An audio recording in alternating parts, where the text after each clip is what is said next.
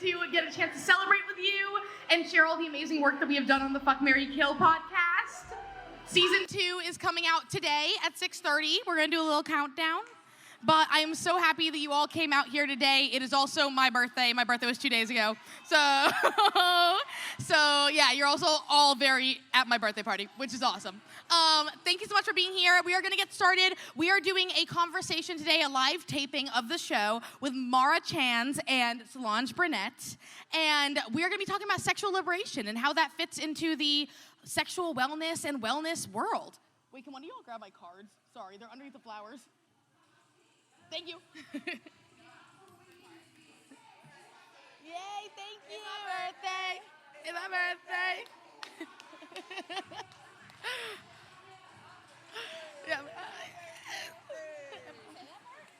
Is it my birthday?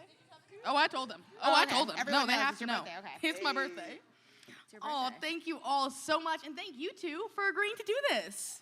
Honored. Yes. Honored. So excited to have So you excited. here. Yes. So I'm here with Solonje Burnett, a.k.a. the Weed Auntie, for y'all who do not know, and Maura Chanz, who is the host of Women in Progress, the podcast. I am. So I'm so excited to have you both here and get a chance to talk to you. This is the best birthday present a girl could ask for, truly. Aww, that means a lot. So we are going to start with a game of Fuck, Marry, Kill. That is how we start every episode. Okay. Have you played before? I have played. It's been a minute. Yeah? I understand it. I Okay, understand you know the concept. premise. Yeah. What about you? I don't remember. You fuck, Weed marry, energy. or kill somebody. Yeah. It's just a Where choice. are we? What's happening? Just kidding. So the answer is maybe. I have played. Okay. I've played. Yes. Okay, so you both know the premise. Yes. We're ready to go. Yes. Very Okay. excited. Fuck, marry, kill, birthday sex, which I'll tell you, I was on a work retreat, so I did not get birthday sex, which does make sense. Birthday sex, hooking up with a coworker, so I guess that's a funny thing to put right afterwards when I just said that, and hooking up with a roommate. Okay. Wait, fuck, marry, or kill. I'm killing hooking up with a coworker. I don't think that ever ends well. I love y'all. Okay, we had birthday sex, and the other one was Hooking up with a roommate. hooking up with a roommate. So I killed one. I'm going to fuck the roommate and marry birthday sex. I think people like really perform. People Yeah. show out. People, Yeah. people do a lot of tricks on your Like, birthday. they got Like, a lot it's to new shit. prove. They're trying to make you yeah, They got feel the like- backpack. Yeah. It's a gift. Yes, I would definitely marry the birthday sex. Agreed. I don't believe in fucking around with people that you work with, so I would have to kill them. Okay, so y'all are on the same So page. we're literally Yeah. we have the Yeah. same Yeah. answer. Yeah. Kill them, yeah. Mm-hmm. I think I'm on the same page with you, too. I guess I've never done that with a roommate or a coworker, but I had an old roommate. Actually, never mind. I'm gonna kill the roommate. Oh. Really? No. I don't You want to can live with move. somebody.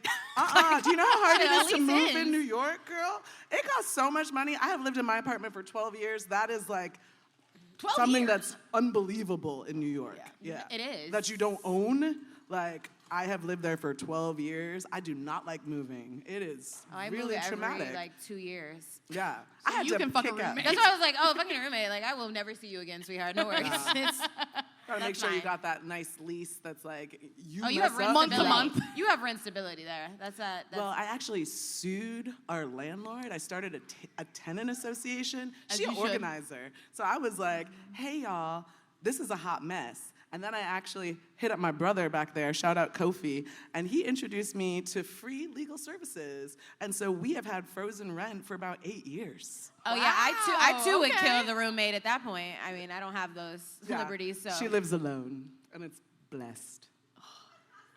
Not stressed. No roommate. I had an old roommate who is famously a roommate fucker, like has fucked all their fucking roommates, except for me, and I am offended. Like, I'm just kind of That's like, real. what's wrong with me? You know like You're probably that too is good. the worst when people really will fuck everybody and not you. Right? And you're like, they're like, it's because we're good friends. We have a whatever. I'm walking into the kitchen like in full lingerie. I'm like, hey, what's up? What's up? I'm You know, kidding, is no. today gonna be the day? And it hasn't happened yet. No. That's slutty shit. You don't need that. No. You don't it need is that messy. trash. That's You messy. don't need that trash. I've never done That's it, a but that does blessing. feel messy. Yeah. They're protecting you. Okay. Well, I'll That's take love. that. They respect I you. guess I'll Yeah, take it as a exactly. compliment. They respect That's you. fine. They respect Yeah, you. That's respect. I'd rather be getting laid than have respect. So, anywho, ideally both, I guess. But do y'all want to start by introducing yourselves? Sure. My name is Solonje Burnett. I am the Weed Auntie. I have been, I have been in the industry for about 8 years. I do everything from experiences that are rooted in mindfulness and advocacy and education, as well as I just launched a jumpsuit. It is a slow fashion journey, encouraging people to wear their weed and showing them that the textile is a healing product and we need to get away from fast fashion and jump into the slow movement of fashion.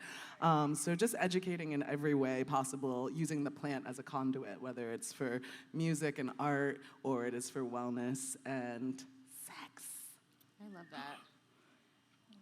Well, I'm Maura Chanz. I am in entertainment. As you mentioned, I'm the host of Women in Progress, but I've been in entertainment for about 20 years. Started as a commercial actress and then moved behind the scenes. And so with Women in Progress, this is kind of my reintroduction to being in the forefront again and just kind of reclaiming my own narrative. But I am a producer, a trade, and I'm an owner and executive producer of a production company called Brilliantine, where we illuminate marginalized stories. Beautiful. Beautiful. Welcome to both of you. So you are both such incredible activists and advocates and storytellers for wellness. What does sexual wellness have to do with the broader wellness industry, and how does it play into that? Yeah, so I think sex is so commercialized and it is not thought of as a healing opportunity. It is like get in, get out, get what you need, move on. It's like even can be an addictive thing. Yeah. When in the pandemic, I landed on my 4 M's, which were meditation, masturbation, motivation, and medication. And masturbation can be play with yourself. I was really encouraging folks to get in touch with themselves, knowing that sex and play can be an individual activity as well as something that you do partnered, and that we shouldn't have shame. And I think specifically women of color, like we can be hypersexualized, but we're not in touch with ourselves sexually. And like I said, it could be something that is an individual act where you are able to reach elevated levels of ecstasy just by being in tune with yourself. And the cannabis plant can help you get there. So I am really interested in supporting folks exploring their bodies using cannabis lubricants. And there's a couple of different brands that I've partnered with and worked with to showcase the fact that weed can help you achieve an orgasm where so many of us are performing for others instead of making sure that we get ours, as well as it is something that can heal, our different illnesses that go down there. Whether you have that puffy taco energy happening because it's raw, or you are having, some things that are not so nice happening down there. So there's a lot of different ways that you can use cannabis as a healing plant, both in, achieving orgasm in that big O, as well as just making sure everything is safe, sound, and secure down there. I did use a cannabis suppository at one point during my period, and it was so helpful. So soothing. Soothing, yeah. I have to say, I was a suppository girly, but I started using this CBD tampon. Wait, tell us more. Yes. I'm a CBD suppository user. I'm a Foria girl. So, yes, and Foria is actually one of the sponsors of a queer prom that I'm doing next Thursday. Yeah, We love Foria. I have been a partner with them for years. But there's a company called Bday that was founded by a woman in the UK. Her name is, oh my God, I'm blanking, starts with a V, Valentina. And Valentina and I met a couple of years ago when I launched Weed Auntie, and I really wanted to educate femmes and women around well-being in their poussoir. So they reached out to me because I have fibroids. I've been talking about that journey, about all the pain that's debilitating, about not being embarrassed, not even able to go to work because my flow was so heavy, like all of these things. And they reached out to me because I had already been talking about it. And instead, my one issue with suppositories is they're in these plastic containers, so it's a lot of waste. And as a sustainable baddie, I'm like, that ain't it. So what they have are these CBD tampons that are bamboo as well as sugarcane applicators, and then the paper dissolves in the water. So every part of it is biodegradable in a real way, not, we're repurposing plastic, so have plastic again. It actually goes back to the earth, which it all should. And of course it took a woman who's been dealing with debilitating pain since she was 9 years old to figure out there are better things. And she open sourced the paper product as well so that anyone else who's making tampons can use this dissolvable paper. So shout out Badass Women. And so that Day is the name of the company, Daye. Actually, hilarious story. I have a friend who lives in Italy. Her husband's from the UK. He went and picked up these tampons for me, and I'm picking them up in Boston on Monday because the FDA decided that this has not been approved, so they blocked it in the US. And I had been using it for the past 2 years. I've been using it for the past 2 years. It was the only thing that worked for me. Yeah. They have bamboo pads. They have these gorgeous tampons. And of course, America's like, no, we'd rather you have red dye number 9 and like bleached tampons in your pussy. Yep. Instead, so now I have like Underground Railroad tampons. Meet me in Boston. I'll pick them up. I love that. Oh, wow. To your question, to me, I think sexual wellness is wellness. And I think wellness, I think of really a holistic and ongoing practice to have like a fulfilling life. And that means spiritually, mentally, emotionally, physically, as well as sexually. And I think when we deny ourselves of that sexual identity, we're denying a part of ourselves.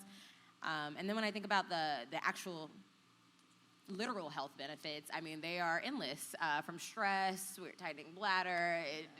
It's so many things. Like it lessens like heart rate. There's actually even some cancers having sex. Sex does it all. Honestly, it's one of the best medicines that I don't think many of us get enough of. And so I think that it is intrinsically linked to wellness. You cannot separate the two. I love that you both noted it as healing when I feel like the mainstream idea is that sex is something we need to be healed from, right? That like there should be guilt and shame that are connected to it, that it's something that we need to see as outside of our regular lives. You know, like you can have a great work life, you can have a great family life, and like the sex is an extra, right? Like it's something added on. So seeing it as healing rather than something that is harmful to us, I think is so powerful. No, I agree. And I think to that point, I think when we're having so many conversations about self-care, and I think we as a society are understanding that we do need to prioritize our pleasure, our health, our wellness, and I think sex is a huge part of it, but it's often left out of the conversation, so right. I'm glad that you said that. Yeah. And the fact that y'all are up here, like, just openly talking about sex. I'm so curious about what your journey was to get to this point of confidence and comfort around your own body, around being able to have this conversation in front of a room full of people. Wow. I do believe that no topics are taboo. I think that blocking ourselves from the ability to converse about a variety of topics is the issue here in our culture. We ban so many things, and we make it so that we're unable to really move forward and progress in whatever topic area it is. For me, as a little one, I was like such a nerdy, little dorky kid growing up in a white neighborhood, like braces, glasses, super skinny string bean type, like no one was trying to holler, you know?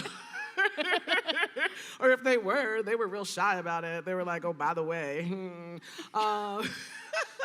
So I really think I came into myself, like, once I went into college. I went to Wellesley College. It was women's college, so it was shout out to the women's college girlies. I also attended a women's college. So it really empowered me and made me feel like I am who I am, take it or leave it.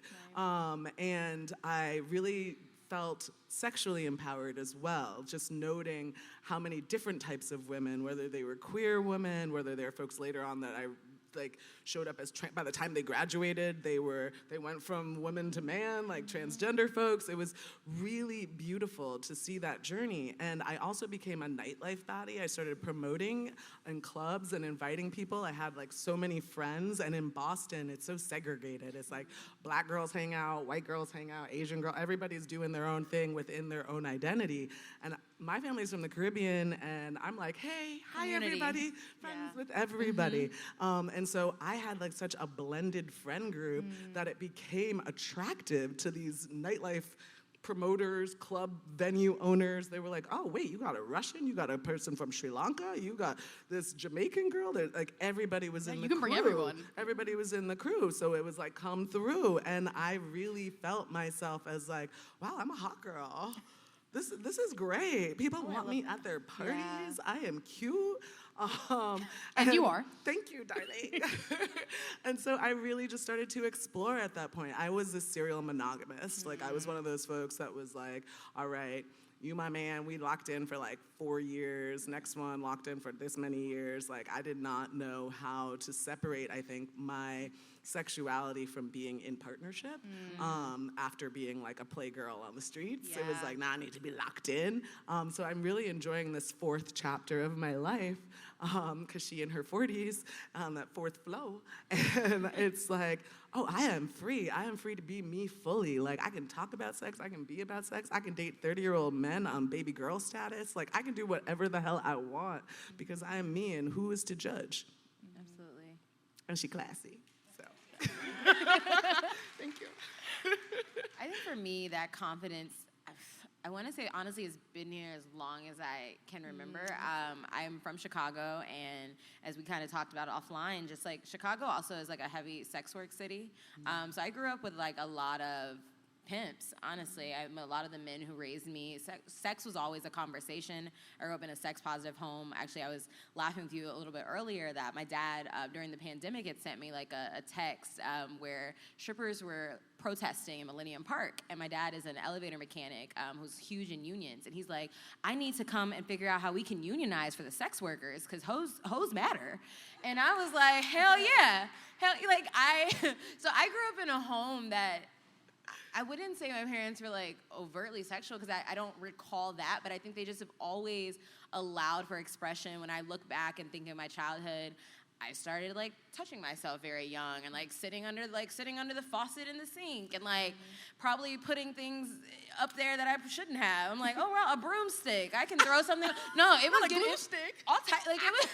It was honestly, when I now think back, Wait, I'm capped like, or oh uncapped? yeah. But I think honestly, it probably started when I was like 2 or 3. I was being babysat, and I used to watch like BET Uncut and like music videos, Tip Drill, and I used to tell my parents, people like, what do you want to be when you grow up? And I said, a hoochie mama. And my parents were like, stop telling people you want to be a hoochie mama. I was like, no, I want to be a hoochie mama. And and my parents were like, that's who she is. And they've never really shied away from that. And I think as I, grown into womanhood, I've just kind of continued that. My parents never made me feel shame about it. If I was, in school, my dad's like, oh, tell whoever good morning. I'm like, oh, fuck you, no, okay. So like they just never made a thing about it. Yeah. And so it's become, a large part of my life. I have a degree in gender studies. Yeah. And so it really has been intrinsically linked to my identity. There's an excellent, I saw an article that I'll never forget, and it was called, you can touch yourself, just not at the kitchen table. And it was about promoting masturbation in young girls from a young age to understand what pleasure is. And I was actually introduced too young to pornography. And so I think I developed a curiosity of like, oh, what is this? And I'm like, oh wait, this feels good. I like this. And so I think that pursuit of pleasure has been, a part of me for really as long as I can remember. Can I say something to that? That is amazing. Shout out to your parents. Yes, shout out your parents, because I think about my Catholic Caribbean household. Absolutely not. And I think that is what made me such a late bloomer. And I remember, as you're talking about broomsticks, I remember Barbie dolls. I was rubbing with a Barbie doll. And I actually got caught behind a couch with a young boy. I think he was 5 and I was 6. And I was like, we rubbing. And my aunt found me and spanked the crap out of me. Yes, it was absolutely not. And then my mom came home and round 2 began. So it was one of those things that shame around sex, especially with Christianity, was so deeply enrooted in me that it was just like, oh, I don't do that. I'm fine being a geek. I'm fine not being noticed at this point. And that's okay. So it really was a coming of age sexually for me once I got to college and I was away from my family to be oh, I can explore. more. That is, it hurts my heart to hear that. I think when I talk about my upbringing, people presume my parents are fairly young. My dad was born in like 58, and so I'm like, my parents aren't like young people. Yeah. They're not actually even that liberal. But my dad has been anti-respectability politics and being like whoever the fuck you want to be. And he's raised. I'm the middle of 3 girls, and he told us like, this is your life before anything. You are my child, but you are your own woman first and foremost. And so I think even in curiosity, where they could be fearful, we could really kind of do anything. And I think it actually has really informed how I've navigated life. I've done it from a place of education. I've felt safe to do everything. I felt safe to try weed. My mom's like, you guys are really strung out. You guys should, you want to hit a blunt? And I'm like, oh, cool. And because of that, I was able to really do everything, not even just in moderation, but I'm like, oh, like, we can drink at home. We can do this at home. And they weren't wilding, but they were just like, you're gonna go do it regardless. And so we do want to ensure, not promote it, but that there is a level of safety and care surrounding just real life human shit. Right. The And that's harm respectability reduction. politics is huge. And I think as a child of immigrants, it's even bigger. It absolutely So, they literally are like, don't be like these crazy Black Americans. They doing wild-ass shit, and they all gonna get arrested and have babies by the time they're 16. Like, that's not what you came here to do. So there's The responsibility definitely is very heavy for, I very think, heavy. immigrants, First child, for sure. first generation, absolutely never. No, I get it. Yeah, And that's amazing. I think that harm reduction piece too is like, yeah, you're gonna do fuck shit. We were all doing a little bit of fuck shit, but your parents gave you a space to do that fuck shit in a more controlled environment, an environment where they knew you're gonna be safe. You're not in some weird dude's basement. Like, I was in some weird dude's basement. You weren't in some weird dude's basement. You were in your mom's basement. Actually, it was both though, because I think it's interesting.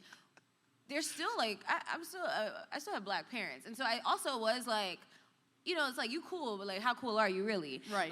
So I was definitely doing some fuck shit that I probably didn't even have to do. Yeah. And it wasn't actually although it was an open home, I didn't actually even tell my mom I lost my virginity until there was actually a rumor when I was in college. My mom has a blood disease, and I have some traits of the blood disease. And I was dealing with somebody, and I mentioned having to go get some blood work done.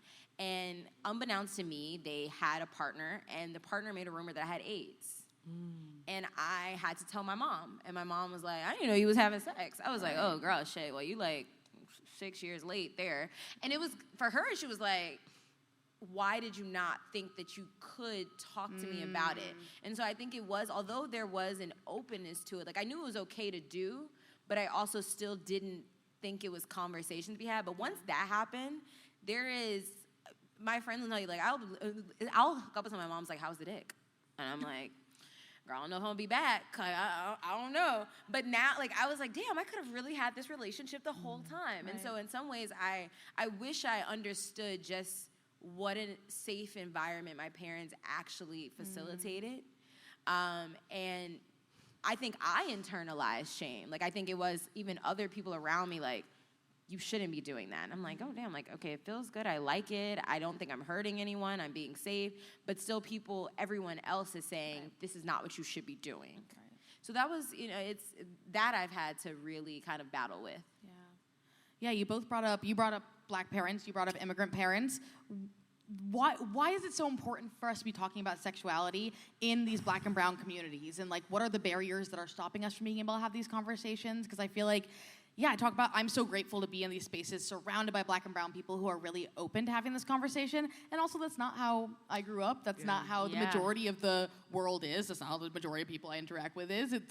I'm in a little tiny sister song bubble, and I'm so grateful for it, But then sometimes I go out into the world and I'm like, oh, right, we're not supposed to talk about this. Oh my God. I think it's needed because, one, I think it does. By having these conversations, we're able to dismantle generational curses of shame. But also, I think more importantly, it provides access to adequate education and care. Yeah. And I think when we're not having these conversations, we put ourselves in positions of abuse, manipulation, shame, and also a lack of connection. I think when I think of even just kind of the relationships I have, you do talk to your girlfriends about these things, but we're not having these conversations at large, and we feel like it's an isolated thing. Even when people talk about like their kinks, I always have to remind myself like, you can't yuck somebody's yum.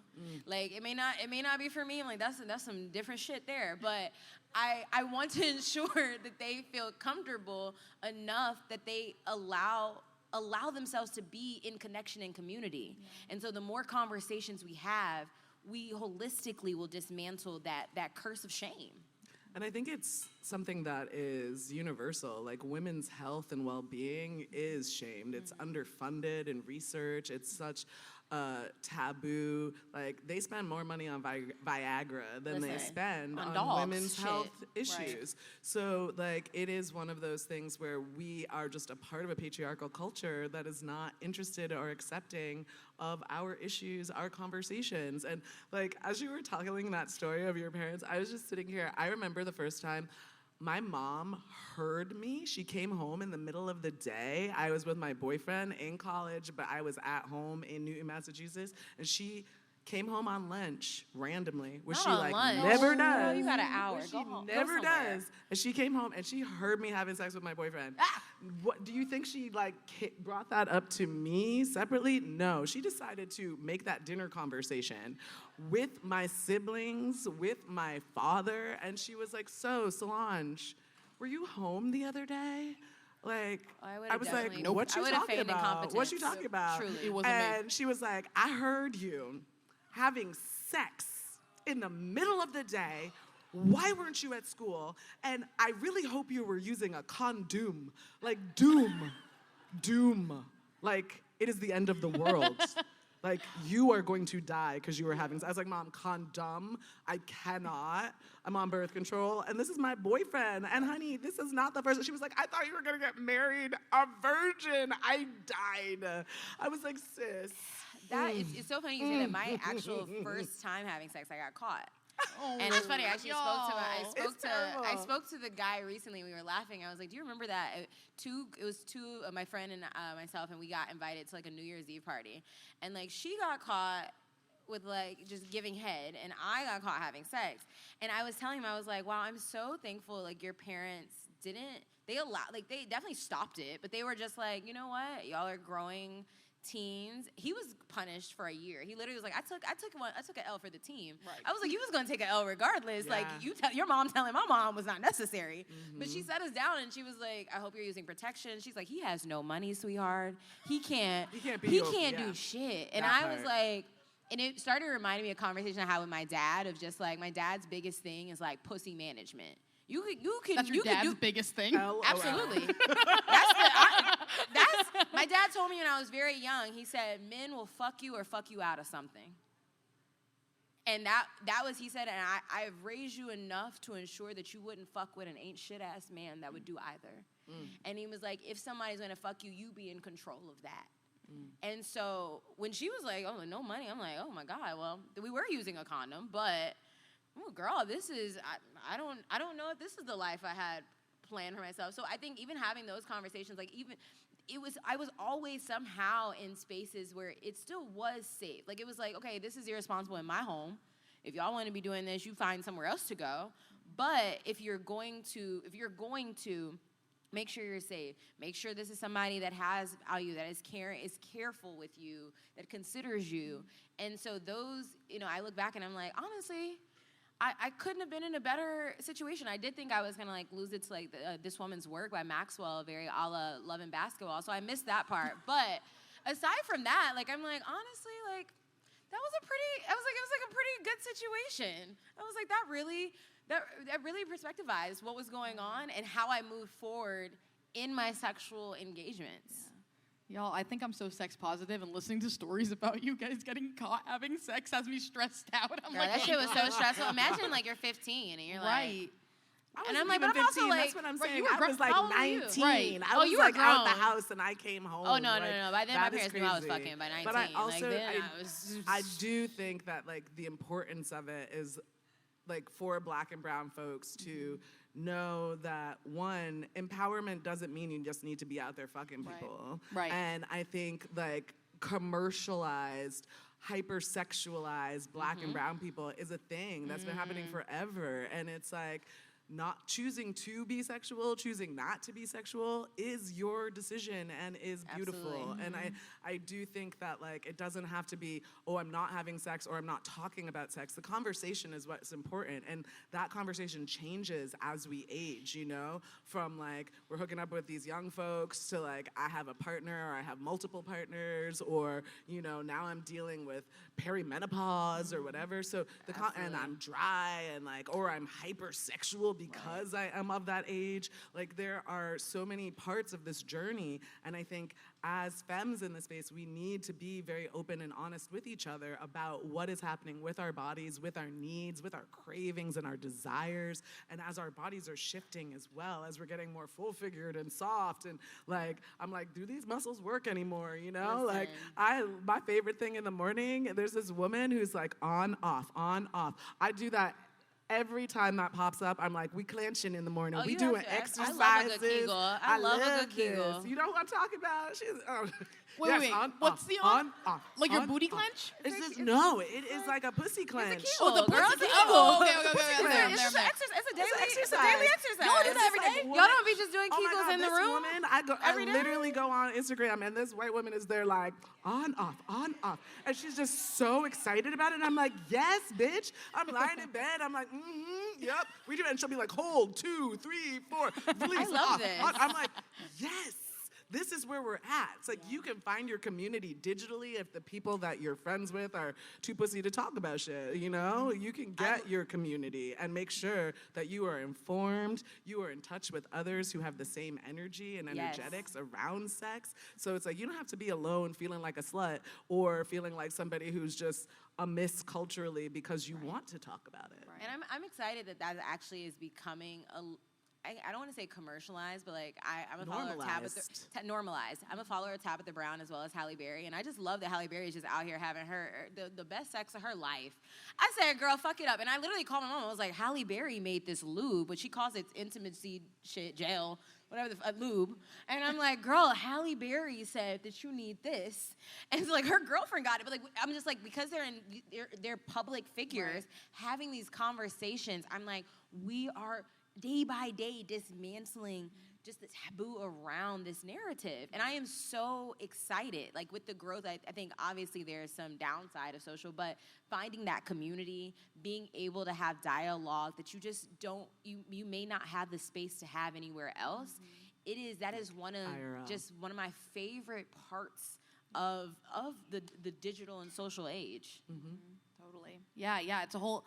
I mean, I'm so grateful to have grown up with access to I'm grateful and I'm not grateful, but access to the internet, you know? And, like, I think that, like, yeah, as a young person trying to figure out my sexuality, like, being able to watch sex educators on YouTube and see what I was not getting in school, what I was not getting from the adults around me. You know, I had these like trusted adults on the internet, and they were my trusted people. And sure, they weren't perfect, and so that's the downside with it, right? Is that you're not going to get all great information. But overall, I was like, oh, people are having this conversation. It's right here in front of me, and I look up to these people. And yeah, my dad was just saying that apparently when I was 12 or 13 in the car one day, I was like, Dad, I want to be a sex worker.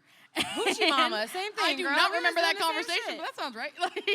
No, but I could have never. Like, y'all two are a different generation. They're outside like, hey, parents, I love sex. I'm over here like, no, Mom. Oh, I did.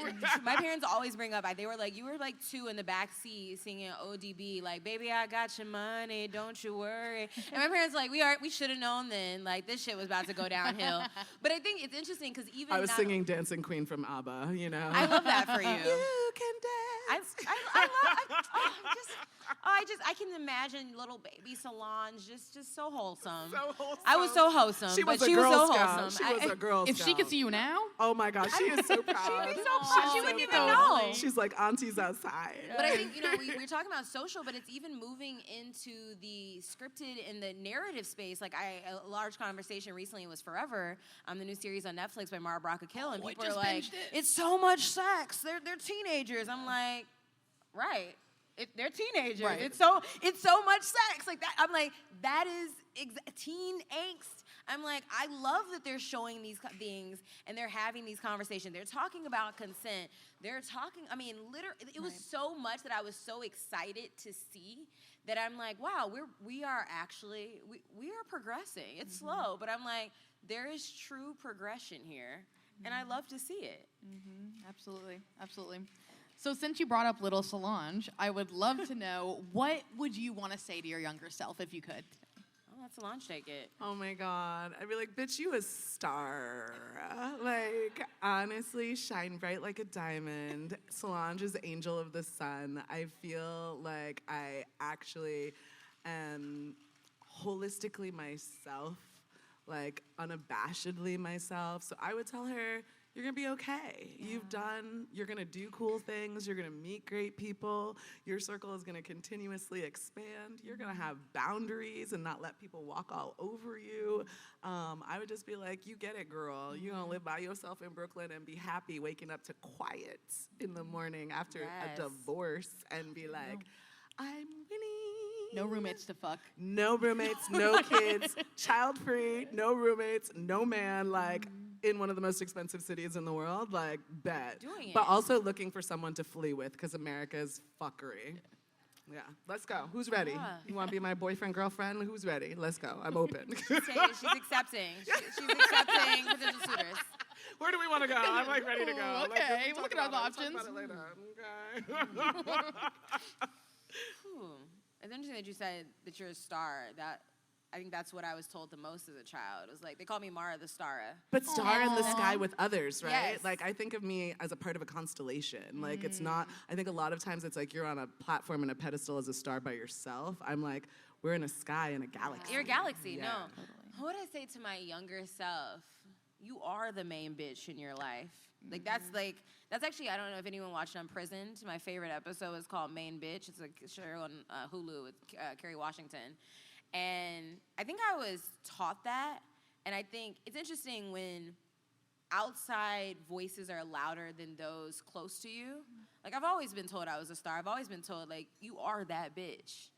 And somewhere along the lines, other people have made me forget that. And I'm like, I know who the fuck I am. And I want to tell my younger self, like, silence that. The people who know you, the people who care about you, they are mirrors, and they've reminded me of who I am. And these other people really don't matter. Like, I'm like, you don't pay my bills, you don't fuck me, you don't anything. Like, it's like you really you're contributing nothing. So I think I would just remind myself that they don't matter. Like, you are the main character. No. Yeah, I think that's just remember. I think that's what I tell myself. Remember who you are, always. Yeah. I love that. I think those are both very beautiful moments, and I know that little Solonje and little Maura are really proud to see you up here. I love to see little pictures of me. Like, I posted one on Instagram not so long ago, like, in a bathing suit, like, posing, and I was like, been a hot girl. Like, she knew who the fuck she was. And I'm like, remember, it's really more of like, remember Lil Maura, because Lil Maura knew who she was. I'm kind of scared of her. I respect her, but I'm kind of scared of her. Me You should too. be. You should be. You Too powerful. Too powerful. She was strong as She hell. was. Yeah. She genuinely was, and I want to get back to that every day. Yeah. I'm like, I'm gonna tell little Solange, shove like, random shit up. you're so powerful now. Like, you're over here sunning your pussy in the morning, you know, just like tilting it towards the window, making sure that she gets the light she needs. I would tell younger Maura that there are safer stuff with your things pussy, to Sonny. throw up Sunning your your pussy pussy. is so good. Moon too. I would tell myself that. Like, Yeah. there are safer things to throw up your pussy. That cucumber that you found should not be There up are in other. your They pussy make at items all. for it. They make items for No, it. like, they actually have things for this. You do not need to find home tools. That I would tell younger Maura for sure. Because I look back and I'm like, thank God I didn't develop something. I'm like, you just were throwing shit up, like, just random things. I'm like, wow, you shouldn't have been doing that. Did y'all ever go to Spencer's? Do you know what Spencer's is? Of course I know Spencer's, Yeah, the store. yeah, okay, yeah, the store. That is definitely where I got my first everything at the mall with my boyfriend. Like going to Spencer's and being like, we should buy a dildo and also a keychain. Like Spencer's sold dildos? Like, they sell like, I didn't know like that. I mean, I knew they sold like random ass graphic tees. No.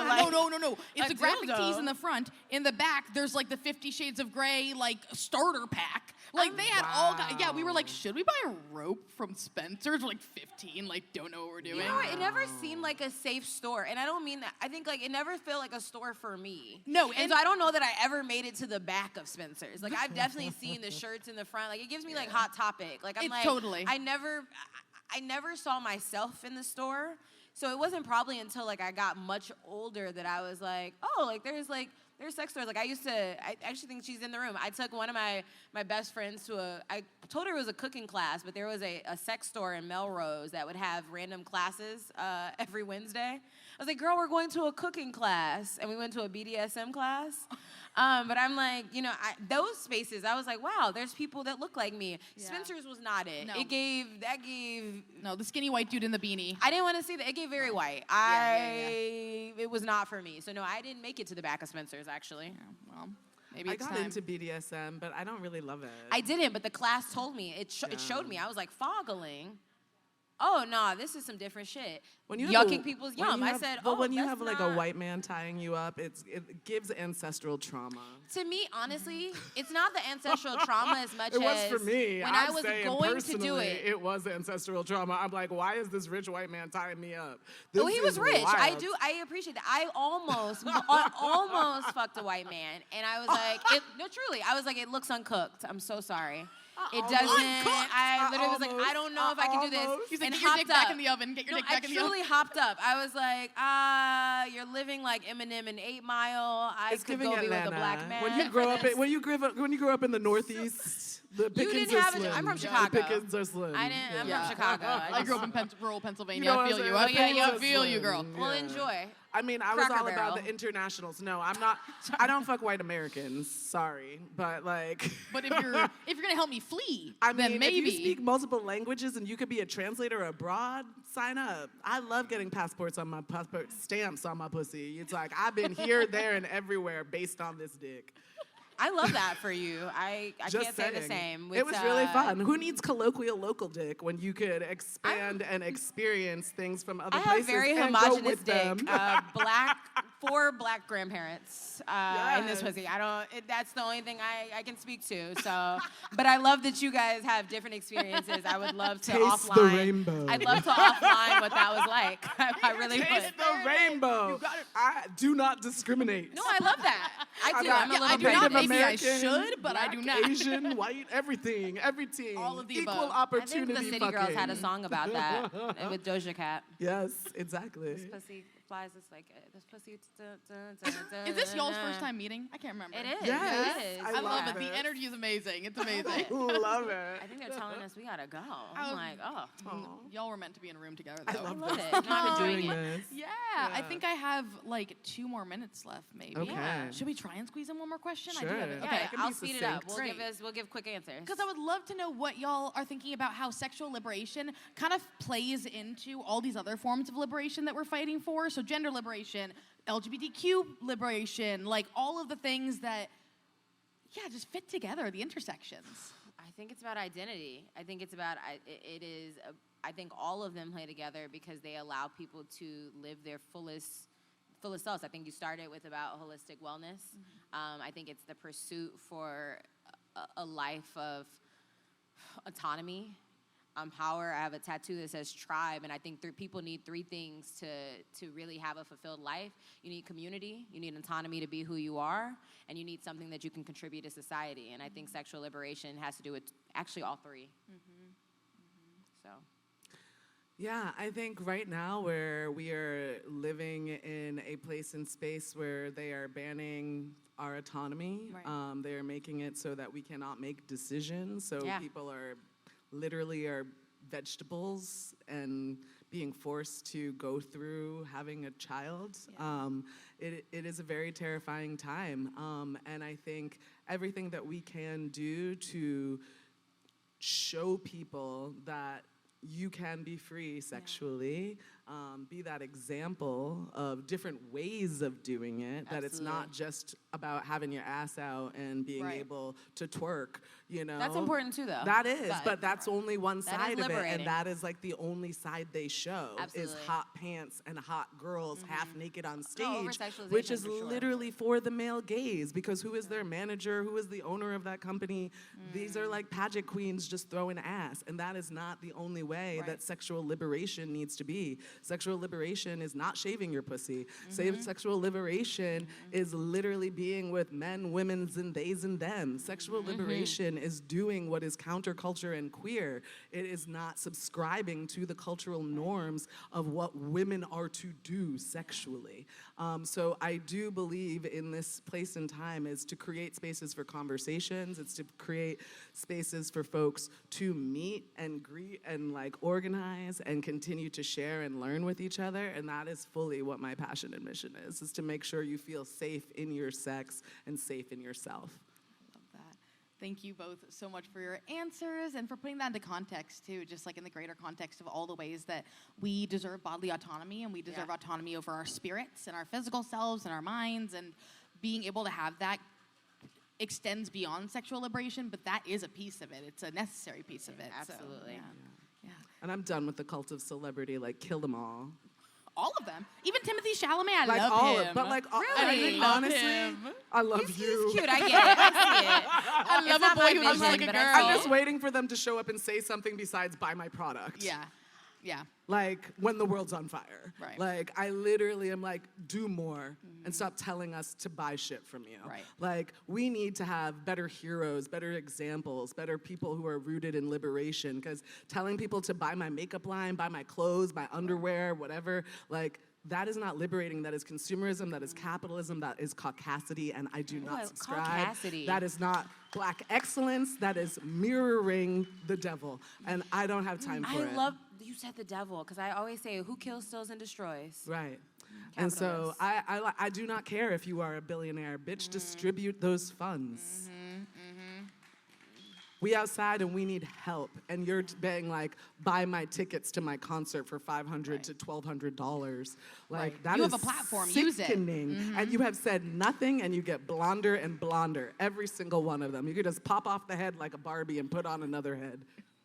Sorry. No shade, no Auntie tea. is passionate right now. I'm gonna be quiet. No, please, bring it. Bring it. That is what this place is about. The children need to learn, though, because Yes. I'm Well, like, we have we you. need to We we have need to figures be like you. like tired of them. We need to revolt. We need to tell them, I unsubscribe from this banality. Yeah. Mic drop. I don't have much to say. Yeah, that's a pretty good way to Yeah, I end. was I'll like, say I that don't- much. I ain't got shit left to say. Thank you all so much for being here. Thank you so much for having this conversation with me. I really love y'all, and I'm so happy to be here with Amazing. you. Thank you guys. Before we hop off, Maura, so we are raffling off the HOE bag that has all these things that you might need if you're hoeing around. And Maura is the one who invented the HOE bag, so I wanted you to be able to hear it from her mouth a little bit, what this is and where it came from. The funny thing is, while I kind of invented it, it was really my father who told Your fucking dad, No, man. Seriously, I need to meet her dad. It truly was my dad. Like, I think, honestly, I went to we have a thing. Oh, yeah. We went to Mardi Gras, and my dad told me, don't leave your bras or your drawers on bourbon. And he told me, like, make sure you just stay packed. And so it was so many things that I've always kept in my car, because I saw him even as a man. I mean, in his philandering, keeping in his car, mouthwash and wipes and drawers. Like, if you open my glove compartment, you always gonna see a fresh pair of panties. And so, like, it just became, like, a thing that I've just always kept. So when they said they were doing a raffle, and they were like, yeah, we heard about your invention, I called my dad. I was like, what should be in it? Like, I know I don't keep the same stuff I always kept in the HOE bag. It's different now. It's a little more evolved, but it's a collection, and a curated collection of things that I think that we all need on us, even when you don't think you need it. It has some Foria in there.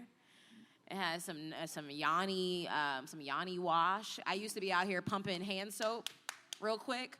If you don't know about that life, you really wasn't hoeing. If you was in the bathroom pumping hand soap in your coochie, they now have Yanni wash. You don't have to do that. So it just has a collection of down there wipes, of just some things that you might need when you never know. You never know what the day, the night, what you might get into. So super excited to partner with you guys to bring the HOE BAG. And shout out to my daddy. Yay, Papa. Shout out to this my man. daddy. Shout out to this man. It's for real.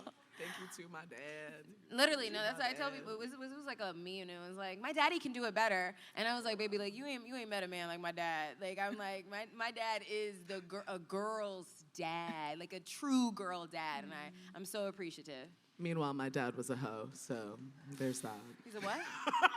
A hoe. He Oh, my probably had a father hoe is bag. too. That's, Okay, you but don't he think was you don't both. get a Okay, hoe bag? yeah, You don't you just can get go. a You hoe can bag go. out of nowhere, sweetheart. Get you a dad who I can heard do the both. philandering part, but Oh, yeah, I love it. super excited to raffle it off. beautiful, amazing. Okay, well, y'all do not forget that this is a fundraiser for, we are gathering materials for a mutual aid organization in Brooklyn that is doing work with Spanish-speaking communities and with new moms in Spanish-speaking communities. And so we're gathering diapers and wipes and all of that to be able to donate to them. But there is also, there are also QR codes around about our Birth Justice Care Fund. So Aqua, who runs our Birth Justice Care Fund, is about to come up here and tell you a little bit about it. And if you would like to donate, please feel free to scan a QR code. And if you do that, I'm going to give Aqua a few minutes. So you can, if you do that, you can put your name in the raffle again. Can we do like a Marvin Sapp situation? A what? Oh, I felt...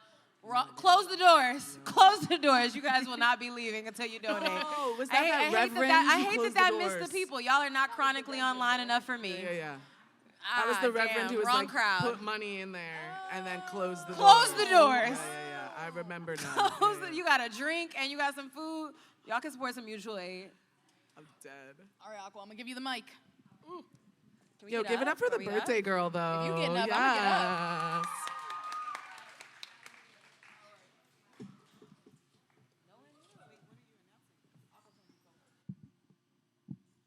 Okay. Hi, everyone. Hi, I'm a little nervous. Okay. So my name is Aqua Quayana. I'm with the Birth Justice Care Fund at Sister Song, and I'm the Birth Justice Care Fund organizer based in Atlanta, Georgia. So I'm here to just talk about the Care Fund, tell you like how it started, what we do, and give you a little insight. So first off, the Birth Justice Care Fund was created in 2020. It was a rapid response to the pandemic, right? So we saw everything that was happening in the community, and just people not being able to afford basic items. So that also means you're not able to afford diapers and wipes. And then also we noticed that a lot of the community midwives and doulas were not able to, they were starting to struggle as well because people could also not afford their services. And, we know that Black women are 3 to 4 times more likely to experience maternal mortality. And so there was already a fear around going to the hospitals and all of that. So that was the reason for the Care Fund coming about. So we created the Care, well, not we. I was actually not there when they created the Care Fund, but they created the Care Fund, and it's basically for BIPOC, LGBTQIA community, and individuals and families. And it's for while you're pregnant and up to 1 year postpartum. I have some notes that I'm just gonna remember things to say. So the type of support that we give, we realize that there is different support that is needed for the community, right? So that support looks like giving items. So we give away diapers, wipes, breast pumps, bassinets, strollers, and car seats. So someone can sign up to get all of those items if they want to. And then we also provide services to the community. So we have lactation consultants, maternal mental health therapists, and doulas that we work with. And we found these doulas, they're all in our communities, and basically we hire them to provide services to the community. So someone can apply, they can decide that they need maternal mental health services, and then we provide the stipend to that provider to give the service to the community. So it's kind of a lot of things happening there. We can give out the items, we can give out the services, and then we're also able to help the service providers in the community by giving them the access. And then we also just making sure that we have full spectrum access to the community. We have a lot of taxes being done on our body, so just making sure that all of those bases are covered. We cover Georgia, Florida, North Carolina, and Kentucky right now. Those are the 4 states, our 4 key states. So yeah, I am here just, letting you guys know about it and also asking for donations. If, you want to donate, we have QR codes that are like set up around, and it takes you directly to the link to donate. So yeah, the QR code, there's one over there. There's another one that was on the table that I was sitting at, but yes, there's one right by the door that she came into with the red curtains. So there's one over there, and then we have another one floating around. So thank you so much. Thanks for bringing me in, guys. Okay, so also, as we know, Simran's birthday was the other day. So we want to just do something a little special for her. So we have something coming up for her right now. So Simran, if you can make your way to the stage.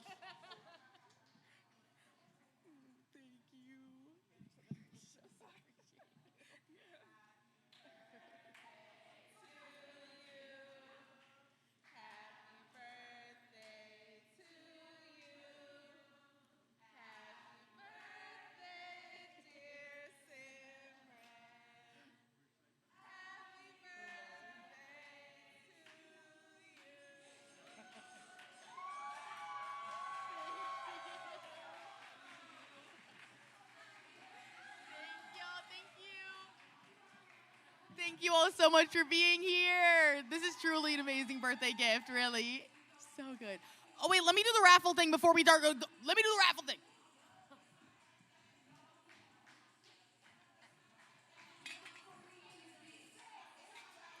Okay, birthday. Okay, the raffle winner of the one and only HOE bag, we literally only made one, so this is exclusive as fuck. Paige H. Where you at? She's here, yeah! Amazing, sorry to the rest of you. Go back to not having sex. What time is it?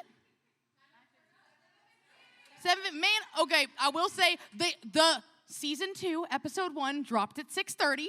So season 2 is officially live. I was gonna do a countdown, but we late.